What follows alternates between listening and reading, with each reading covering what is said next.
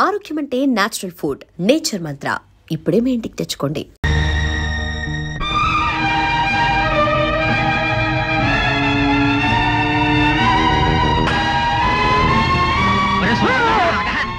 ఎరా మాటలతో చెప్తే వినవా? ఇప్పుడు ఎక్కడికి వెళ్తావు? బాబు గారు మీకు దండం పెడతాను, నన్ను వదిలేయండి. ఇది మీకు మంచిది కాదు బాబు గారు. మంచిది కానిది బాబు గారు, వరదలో చీళ్లు కొట్టకపోయినప్పుడు తాడి దూలాలు డబ్బులు మీరే ఇచ్చారు.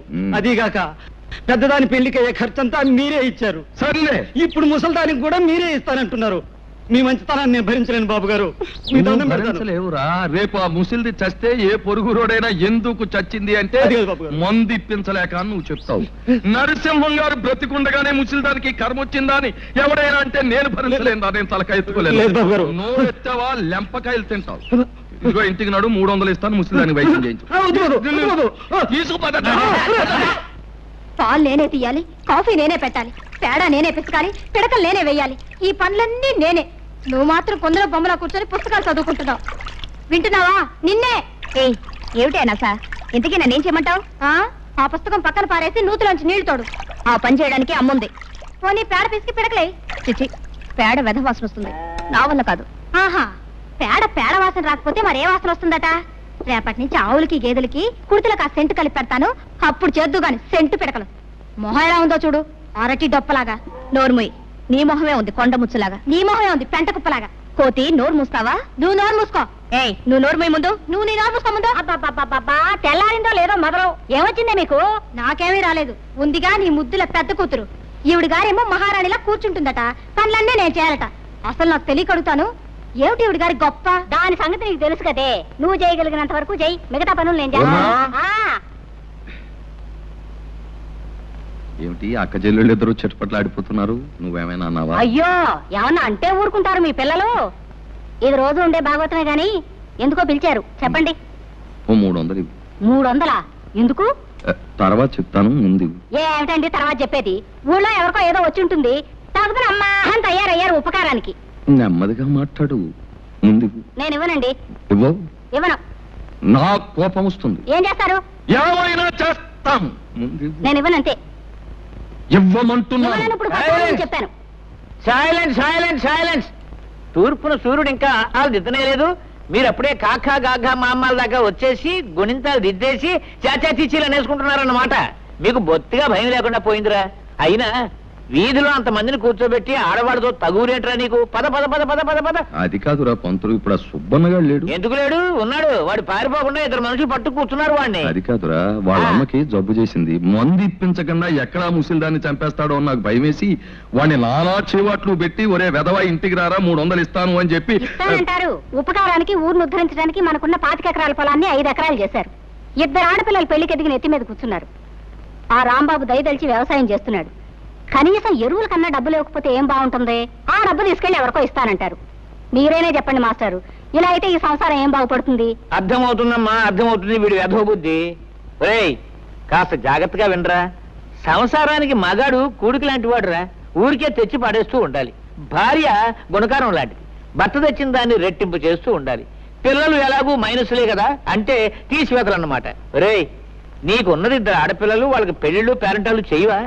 ప్లస్ గా ఉండవలసిన నీవే ఇలా మైనస్ గా తయారైతే ఎలారా? కాస్త బుద్ధి తెచ్చుకోరా, కాస్త బుద్ధి తెచ్చుకోరా. ఇదిగో వీడు ఉత్త తెలుగు మాస్టారు, వీళ్ళ లెక్క నువ్వేం పట్టించుకోకు. ఈవేళ నా పరువు కాపాడు. పరువు అన్నాక చేస్తానా? తెస్తాను ఉండండి.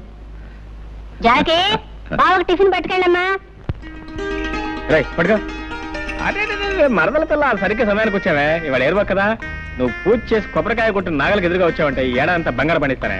మరీ అంత బంగారం పండితే తిండి గింజల కోసం జనం ఇబ్బంది పడిపోతారు గాని, ఇదిగో ఈ టిఫిన్ నీకిమ్మని అమ్మిచ్చింది. ఇది తినేసి నీ కొబ్బరికాయ నువ్వే కొట్టుకో. అదే కుదరదే, ముందు దీని సంగతి తెలుసుకోడా. అవతల నాకు చాలా పనుంది, నేను వెళ్ళాలి. నీకు అసలు బుద్ధిందా? చెట్టిందా బావగారిని, కాబోయే మొగుడు గారిని నోరు తెరిచి కొబ్బరికాయ కొట్టమని అడిగితే నాకు అవతల పని ఉందని వెళ్ళిపోతావా? తిమ్మిరిగా ఉందా? జాగ్రత్తగా మాట్లాడు. కాబోయే మొగుడట ఎవరు చెప్పారు నాయనా? ఒకళ్ళు చెప్పేదటే ఏంటది? దీని ఇష్టం వచ్చిన మాట్లాడితే నువ్వు నా మేనమా కూతురివి, కాబోయే అత్త కూతురివి. ఇదిగో నీకు కూడా తెలియకుండా పెళ్లి చేసుకునే అధికారం నాకుందా? మోటు మనిషివి నువ్వు. సరసానికి నీట్గా ఉంటే కుదరదే, మోటుగానే ఉండాలి, అప్పుడు కానీ అందం. ఆగలే దేవుడి చెరువులో తీసుకురా ఆ తర్వాత నేను వస్తా పదండి చేసుకుని పలహారం చేసుకోండి పోండి ఎక్కడికి నువ్వా మళ్ళీ ఏమొచ్చింది ఇక ప్రేమగా టిఫిన్ తెచ్చిందనివి తినిపించే బాధ్యత లేదు తినిపించా చాలే సబ్బడం కోరికలు కోట్లు దాడుతున్నాయి నాకు పనుంది నేను వస్తాను వస్తే దంపదకి ఇదేం మరదల పిల్లండి ఇదేదో కంచు వ్యవహారం లాగా ఉందే ఎవరినైనా అర్థం చేసుకోవచ్చు కానీ దీన్ని మాత్రం అర్థం చేసుకోవడం కష్టం అరే టిఫిన్ తీసుకొచ్చి పెట్టవేంటి పెడితే భలేదు మొత్తం అయ్యో అత్తయ్యకి అసలు బుద్ధి లేదు బావా టిఫిన్ మాత్రం తెచ్చింది పచ్చడి అక్కడే వదిలేసింది ఓహో పచ్చడి వదిలేటి వెంట నన్నే వదిలేసి వెళ్ళిపోయింది నేను తినిపిస్తాను వదిలేవే నేను తింటలేవే అదేం కుదరదు నువ్వు లోపలికి పదా అబ్బా మరదలో ఉండగా నీ సరసను నీకున్న ప్రేమ నేర్చుకునేది ఏంటి టిఫినా ఏం టిఫినా ఆహా ఇడ్లీ దోశలు ఇదేంటో అబ్బో కొబ్బరి చట్నీ ఏమిటో విశేషం ఏముంది కొత్తగా మరదలు రోజు టిఫిన్ తీసుకొచ్చి దగ్గర కూర్చొని బావగారికి తినిపించడమే విశేషం అన్నట్టు ఇవాళ వంట చేసుకోవద్దని చెప్పింది అమ్మ భోజనం మా ఇంటి దగ్గరే ఓహో పొద్దున టిఫిన్ కాకుండా మధ్యాహ్నం భోజనం కూడా అయితే మాంసం ముక్క కక్క దచ్చేస్తా ఏంటది చట్నీలో ఉప్పు సరిగ్గా సరిపోయింది ఆహా రుచి చూసావా దోశ కొబ్బరి చట్నీ అయ్యో మళ్ళీ ఏమొచ్చిందే దోశ కూడా చాలా బాగుంది అవును ఇంతకు నన్ను తినేస్తావా లేదా అయినా నీకు ఇంట్లో అత్తయ్య తిండి పెట్టలేదేమే కోపడకు బావా మరి ఏంటి మరి ఇగో నీకు కావాలంటే మొత్తం తినవు నాకేం అక్కర్లేదు నేనేం అనుకోను అది కాదు బావా ఏదో బావగారివి కదా నా చేత్తోనే తినిపిస్తే బాగుంటుంది కదా అని తిను బావా ఆహా చిన్నప్పటి నుంచి నువ్వే తినిపించా పాపం లేకపోతే మా తింటే తెలీదు ఇదిగో మరి ఇక్కడి నుంచి వెళ్తా లేదా సరే బావవి నా చేత్తోనే తినిపిద్దామని ఆశపడ్డాను ఓ పంచి నువ్వు తినిపించు నేను తింటాను టిఫిన్ తేవడేమో నా కోసం తీసుకొచ్చింది తందింటేమో సరిపోయాక నాకేం మిగులుతుంది ఓ సోస పెట్ట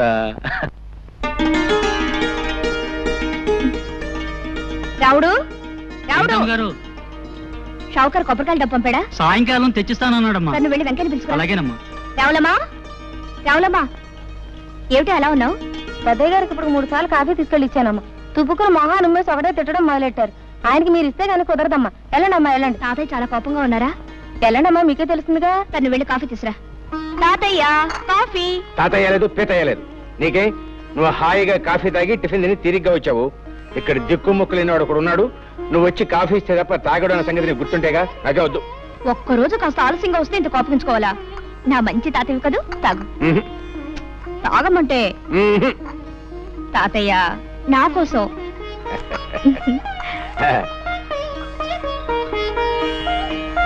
అబ్బా అద్భుతంగా ఉందమ్మా ఆ పని మనిషి ఇందాకిస్తే అవతల పారేశాను అసహ్యంగా ఉందని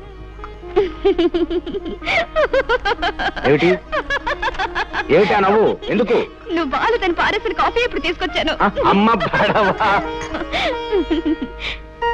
చిన్నబాబు టిఫిన్ అంతా ముందు పెట్టుకుని తినకుండా తపస్సు చేస్తున్నావేంటి తినడానికి తిథి ముహూర్తాలు ఏమైనా ఉన్నాయా ఉన్నాయి అందుకే వెయిట్ చేస్తున్నాను ఏమిటవి నువ్వు రావటం తిది తినమని చెప్తాం ముహూర్తం రోజు నువ్వు చెప్తా అలవాటు అయిపోయి నువ్వు రాకపోతే అసలు తినబుద్దే కావటం లేదు నువ్వు పట్నంలో ఉన్న 4 సంవత్సరాలు ఏవి తినకుండానే ఎలా బ్రతికావు అదేమిటి అక్కడ నేను లేనుగా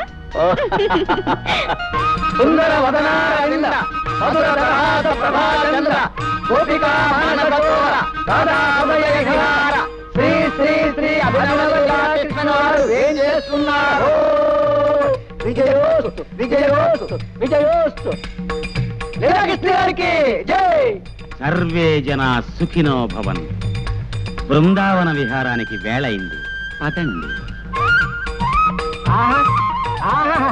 లీలాకృష్ణుల వారికి స్వాగతం గతం గతం సుస్వాగతం సుఖీభవ షావుకారు సుఖీభవ సంతకాలు పెట్టేసి కాగితాలు రెడీగా ఉన్నాయి తీసుకుని డబ్బిచ్చేయి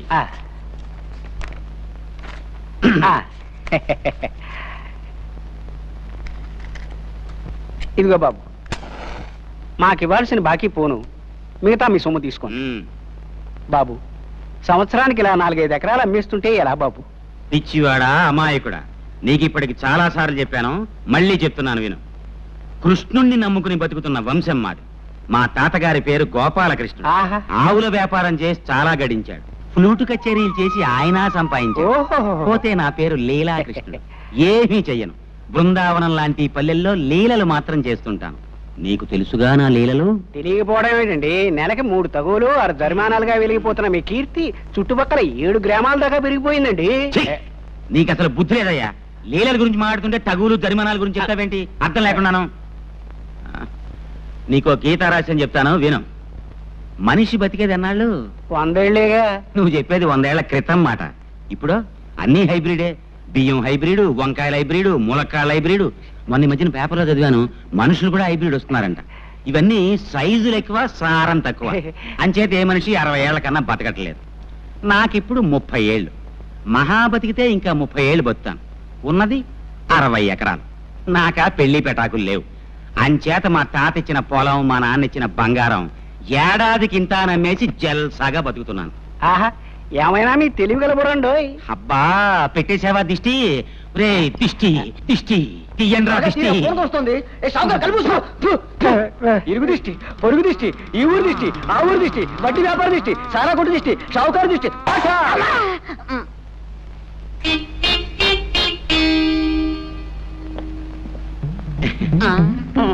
సర్వే జనా సుఖినో భవంతు, సుఖినో భవంతు. ఒరే సింహం, నీ పద్ధతి ఏమి నాకు నచ్చలేదురా. నీ పద్ధతి నాకు నచ్చలేదు.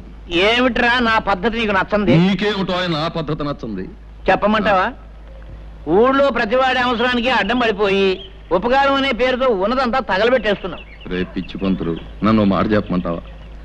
మనిషి అన్నవాడు ఎవ్వరికీ ఉపయోగపడని బ్రహ్మచముడు తుప్పలా బతకూడదరా. 10 మందికి ఉపయోగపడే కరివేపాకు చెట్టులా బతకాలి. ఆ చూడు కోసే కొద్దీ చిగురిస్తుంటుంది. మనం అంతే. అలాగే తాలింపులో వేసుకుంటారు, తినేటప్పుడు తీసి అవతల పనేస్తారు ఆ కరివేపాకుని. నీకు బుద్ధి ఉందిరా వేధవా? నువ్వే వెధవ. నువ్వే వెధవి. నువ్వే వెధవ. నువ్వే వెధవన్నారు వెధవి. నువ్వే వెధవన్నారు వెధవి. నేను వెధవనా? నేను వెధవనా? నువ్వు కాదు. నువ్వు కాదు. ఏంటే మామూలు ఇద్దరు పోరాడుకుంటున్నారు? ఏం లేదళ్ళు, ఏది చెప్పినా బెత్తం బుచ్చుకు మరీ బుద్ధి చెబుతాను. నేనేం చంటుకురానా? పంతులు గారు కదా. అలా చెప్తే కానీ వీడికి బుద్ధి లేదు. సర్లే, ఎరువులకు పట్నం వెళ్తాన్నావు. వెళ్ళేటప్పుడు మీ అత్తయ్యని అడిగి డబ్బు తీసుకెళ్ళి. వెళ్ళక్కడ ఉంది డబ్బు. వెంకటకి ఎప్పుడో ఇచ్చేసాడు అన్ని వెదోకౌట్లు. నోర్మి అది కాదళ్ళు. నాకు తెలిసిన మావయ్య, నువ్వు ఇలాంటిది ఏదో చేస్తావనే డబ్బు నేను సిద్ధంగానే పెట్టుకున్నాను. వస్తా పొలంలో పర్వాలేదు. సాయంకాలం రచ్చబండ దగ్గర తగు ఉంది. ఏది ఆ లీలాకృష్ణ గారు తగ్గనా? తొందరగా వస్తా పంతులు గారు. ఆగండి ఆగండి. పంచాయతీ పెద్దలారా, ప్రజలారా శాంతించండి. అసలు జరిగింది చెప్పేస్తాను. ఆ అమ్మాయి నడిచి పెడుతోంది. నా చేతికి వాచి లేదు. టైం చూద్దామని పవిత్రంగా అమ్మాయి చేయబట్టుకున్నాను. అంతే, నేనేదో మానభంగం చేయబోతున్నానని భయపడిపోయి పీక తెగిన మేకలాగా అరవటం మొదలెట్టింది. నేను భయపడి నోరు నొక్కేశాను. ఇంతలో ఈ రాంబాబు వచ్చి నన్ను ఎడాపెడా వాయించేశాడు. అసలు నన్ను అపార్థం చేసుకుని అన్యాయంగా వాయించేసిన ఈ రాంబాబుకి వేయండి జరిమానా. యథాబద్ధాలాడు. నువ్వు ఆ అమ్మాయిని అల్లరి పెట్టావు కాబట్టి నేను చేయి చేసుకోవాల్సి వచ్చింది. మర్యాదగా నిజం ఒప్పుకో. ఏంటలా మీదకి వస్తున్నావు? మళ్ళీ వాయించేస్తావా? నీ మొహాన్ని నేను మళ్ళీ వాయించాలా? మర్యాదగా చేసిన తప్పుకుని క్షమాపణ వేడుకున్నావా సరే, లేకపోతే నేను కాదు వీళ్ళంతా కలిసి తంతారు. మావయ్య, జరిగినట్టు చెప్పాను. తర్వాత తీర్పు మీ పెద్దల ఇష్టం. వస్తా. ఆడేం చేస్తాడా? ఆడికి వేయాల్సిందే శిక్ష. సుబ్బమ్మ పట్ల ఈ లీలాకృష్ణ అసహ్యంగా అసభ్యంగా ప్రవర్తించినందుకు 500 రూపాయలు జుర్మానా విధించడమైనది. ఇది పంచాయతీ తీసుకున్న నిర్ణయం. ఏమంటావు రత్తయ్య బావా? ఇంకో 100 అయితే బాగుంటుందేమో. అయ్యా, నీ మాట ఎందుకు కాదనాలే? అలాగే ఇక మొత్తం 600. బాబు, ముందు నా పూజ అవని తర్వాత నువ్వు చేసుకుందో గాని పొద్దుటి నుంచి కాఫీ కూడా తాగలేదు. తల నొప్పిగా ఉంది. పూజ దగ్గర కూడా నీ బడాయి వెళ్ళపోయాలా? అన్ని నీ ఇష్టమేనా? అసలు ఏమిటో నీ గొప్ప? తర్వాత చెప్తాలే, గొడవ చేయకు. తప్ప చేసుకో చేసుకో. ముందుగా నువ్వు పూజ చేసుకున్నంత మాత్రాన నీ కలెక్టర్ మొగుడు రాడు, నాకే మొగుడు రాకుండాను పోడు. కలెక్టర్ రాకపోతే ఇంజనీర్ వస్తాడు. నువ్వు నోరు మూసుకో. వస్తాడు. ఉద్యోగం పనులంటూ నెలకి 20 రోజులు ఊళ్ళు తిరుగుతూ ఉంటాడు నీ ఇంజనీర్ మొగుడు. ఏమో బాబు, నాకు మాత్రం శుభ్రంగా కష్టపడి వ్యవసాయం చేసుకునేవాడైతే ఇష్టం. నెలకు 30 రోజులు నా దగ్గరే పడుంటాడు. చిచి, నీవన్నీ మట్టి తీసుకునే ఆలోచనలే. వ్యవసాయం చేసుకునేవాడితో ఓ సుఖమా సంతోషమా? నాకు మాత్రం ఇంజనీర్ అయితేనే ఇష్టం. చాచా, నాకు వ్యవసాయం చేసుకునేవాడే ఇష్టం. అతనే గొప్ప. చూస్తుండు, నేనే ఇంజనీర్నో డాక్టర్నో చేసుకుంటాను. అప్పుడు నువ్వే అంటావు నీ మొగుడే గొప్ప అని. నేనే అన్నావు, నువ్వే అంటావు చెల్లాయ్ పొరపాటు చేశానే, నీ మొగుడే గొప్ప అని. చిచి, మా ఆయనే గొప్ప. కాదు, మా ఆయనే గొప్ప. నోర్మోయ్, మా ఆయనే గొప్ప. మా ఆయనే గొప్ప. మీ ఆయన కంటే మా ఆయనే గొప్ప. మీ ఆయన కంటే మా ఆయనే గొప్ప. అబ్బబ్బబ్బా, ఆపండమ్మా మీ గొడవ. అమ్మా నేను ఒక్కటి అడుగుతాను చెప్పండి. మాకు తెలియకుండా మీరు పెళ్లిళ్ళు ఎప్పుడు చేసుకున్నారు? మీ మొగుళ్ళు ఎవరు, వాళ్ళ పేర్లు ఏమిటి, ఊళ్ళో ఏమిటి చెప్పకుండా వెళ్ళిపోతారే. అసలు నేను చెప్పేదేమన్నా వింటున్నావా? వాకిట్లో కళకళ్ళాడే ముగ్గు పెడితే లక్ష్మీదేవి కిలకిల్లాడుతూ లోపలికి వస్తుందట. ఆడపిల్లలు ముగ్గు పాలతోనే ముగ్గు పెట్టడం నేర్చుకోవాలి. పుస్తకాలకే ఎప్పుడైనా చదువుకోవచ్చు. పొద్దున్న లేచినప్పటి నుంచి నన్ను సాధించడం తప్ప వేరే పని లేదా నీకు? అసలు ఇప్పుడు నేనేమన్నాను? ఏదో మాట వరుసగా చెప్తున్నాను. వెనకటి కొత్తగా పెళ్ళైన ఓ పెళ్ళామా వాల్ జడేసుకో అంటే నాకు రాదు, నువ్వే వేసి పెట్టు మగడా అందట. డబ్బా కాస్త నోరు మూస్తావా? ఆ పని నువ్వే చేసుకో. అమ్మ జ్యోతి, ఓసారి రావే పాలు తీసేళ్దు గాని. అన్ని పనులు నేనే చేయాలా? ఆ పాలేవో దాన్నే తీయమనొచ్చుగా. దానికి ఏం చేత అవుతుంది? నా తల్లివి కదూ, రామ్మా తొందరగా. సర్లే. ఓయ్, మధ్యలో ముగ్గులలా వదిలేయకూడదు, కొద్దిగానే ఉంది, చుక్కలు కలిపి. సర్లే, నువ్వు వెళ్ళు.